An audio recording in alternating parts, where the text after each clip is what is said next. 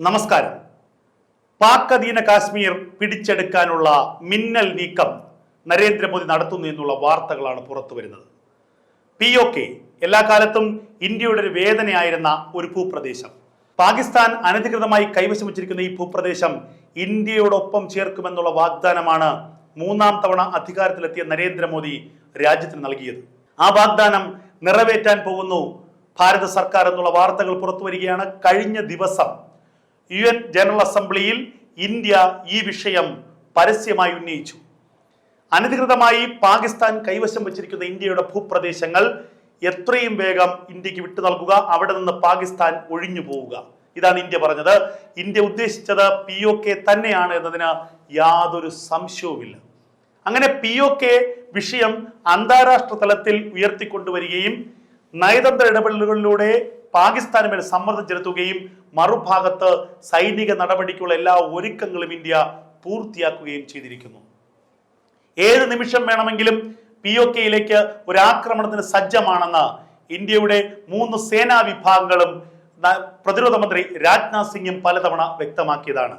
പ്രധാനമന്ത്രി നരേന്ദ്രമോദിയുടെ ഒരു വാക്ക് മതി POKയെ ആക്രമിച്ച് കീഴ്പ്പെടുത്തി ഇന്ത്യയോടൊപ്പം ചേർക്കാൻ ഇന്ത്യയുടെ സൈന്യത്തിന് സർവ്വസന്നാഹങ്ങളുമുണ്ട് എന്ന് സൈന്യം പലതവണ വ്യക്തമാക്കിയതാണ്. അതേസമയം ഒരു വെടിയുണ്ട പോലും ഉപയോഗിക്കാതെ, ഒരു തുള്ളി ചോര ചിന്താതെ നമുക്ക് POKയെ ഇന്ത്യയോടൊപ്പം ചേർക്കാൻ കഴിയും എന്നായിരുന്നു നരേന്ദ്രമോദി അതിന് നൽകിയ മറുപടി.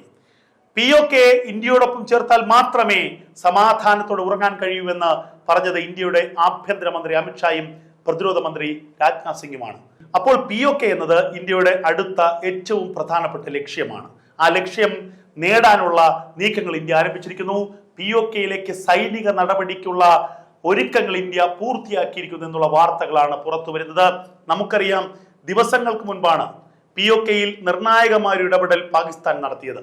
POKയിലെ ജെയ്ഷെ മുഹമ്മദിന്റെയും ഹിസ്ബുൾ മുജാഹിദിന്റെയും ഹെഡ്ക്വാർട്ടേഴ്സുകൾ അവിടെ നിന്ന് മാറ്റി ഖൈബർ പഖ്തൂൺഖ മേഖലയിലേക്കാണ് പുതിയ ആസ്ഥാന മന്ദിരങ്ങൾ നിർമ്മിക്കുന്നത്. POKയെ ഒരിക്കലും സുരക്ഷിതമല്ല എന്ന് പാകിസ്ഥാന് ബോധ്യമായി കഴിഞ്ഞിരിക്കുന്നു. POKയിൽ ഇനിയും തുടർന്നാൽ ജെയ്ഷയുടെയും ഹിസ്ബുള്ളയുടെയും ആസ്ഥാനങ്ങൾ അല്ലെങ്കിൽ ക്യാമ്പുകൾ അല്ലെങ്കിൽ പരിശീലന കേന്ദ്രങ്ങൾ ഇന്ത്യ ഇനിയും ആക്രമിക്കുമെന്ന് പാകിസ്ഥാൻ ഭയപ്പെടുന്നുണ്ട്. അതുകൊണ്ട് തന്നെയാണ് പാകിസ്ഥാൻ സൈന്യത്തിന്റെയും പാകിസ്ഥാൻ ഭരണകൂടത്തിന്റെയും നിർദ്ദേശപ്രകാരം ഈ ഭീകര കേന്ദ്രങ്ങൾ ഖൈബർ മേഖലയിലേക്ക് മാറ്റിയത്. അതുമാത്രവുമല്ല, മാസങ്ങളും വർഷങ്ങളുമായി POKയിൽ വലിയ പ്രക്ഷോഭം നടക്കുകയാണ്. ഇന്ത്യയോടൊപ്പം ചേരണമെന്നാണ് ബഹുഭൂരിപക്ഷം ജനങ്ങളും ആഗ്രഹിക്കുന്നത്. അതേസമയം സൈന്യത്തെ ഉപയോഗിച്ചുകൊണ്ട് സർക്കാർ ഈ പ്രക്ഷോഭങ്ങളെ അടിച്ചമർത്തുകയാണ്. ഇതുകൂടാതെ ഇന്ത്യയെ തകർക്കാൻ വേണ്ടി തീവ്രവാദി കേന്ദ്രങ്ങൾ ഏറ്റവും അധികം POKയിൽ നിർമ്മിച്ചതും ഈ പാകിസ്ഥാൻ സർക്കാർ തന്നെയാണ്.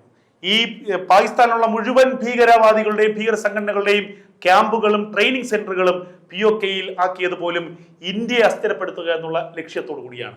ഏറ്റവും ഒടുവിലായി ഹമാസിന്റെ ഭീകരന്മാരെ ക്ഷണിച്ചു വരുത്തി POKയിൽ അവർക്ക് വേദിയൊരുക്കി ഇന്ത്യക്കെതിരെ വലിയ നീക്കങ്ങളാണ് പാകിസ്ഥാൻ നടത്തിയത്. എന്തായാലും POK ഇന്ത്യ കണ്ണുവെച്ച് കഴിഞ്ഞിരിക്കുന്നു. POKയിൽ നിന്ന് ഇനി ഒരടി പിന്നോട്ടില്ല എന്ന് ഇന്ത്യ വ്യക്തമായി കഴിഞ്ഞിരിക്കുന്നു. അന്താരാഷ്ട്ര തലത്തിൽ ഇന്ത്യ POK ഇന്ത്യയുടേതാണ്, പാകിസ്ഥാൻ ഒഴിഞ്ഞു പോകണമെന്നുള്ള രീതിയിൽ ഇന്ത്യ വലിയ നയതന്ത്ര ഇടപെടലുകൾ ആരംഭിച്ചിരിക്കുന്നു. ഒരു ഭാഗത്ത് അത്തരത്തിലുള്ള സമ്മർദ്ദം, മറുഭാഗത്ത് സൈനിക നടപടിക്കുള്ള എല്ലാ സംവിധാനങ്ങളും ഒരുക്കി ഇന്ത്യ വലിയൊരു സർജിക്കൽ സ്ട്രൈക്കിന് വേണ്ടിയുള്ള മുന്നൊരുക്കങ്ങളിലാണ്. POKയെ പിടിച്ചെടുക്കുക തന്നെ ചെയ്തിരിക്കുമെന്ന് ഇന്ത്യ വ്യക്തമാക്കിയിരിക്കുന്നു. നരേന്ദ്രമോദിയുടെ മിന്നൽ നീക്കം പാകിസ്ഥാൻ അനധികൃതമായി കൈയടക്കി വെച്ചിരിക്കുന്ന ഇന്ത്യയുടെ അവിഭാജ്യ ഘടകമായ POKയെ തിരിച്ചെടുക്കാൻ, പിറന്ന നാടിന്റെ ഒരു ഭാഗത്തെ തിരിച്ച് പിറന്ന നാടിനൊപ്പം ചേർക്കാനുള്ള നരേന്ദ്രമോദിയുടെയും ഇന്ത്യയുടെയും ഏറ്റവും നിർണായകമായ നീക്കം ഉടനെന്നാണ് ലഭിക്കുന്ന സൂചനകൾ.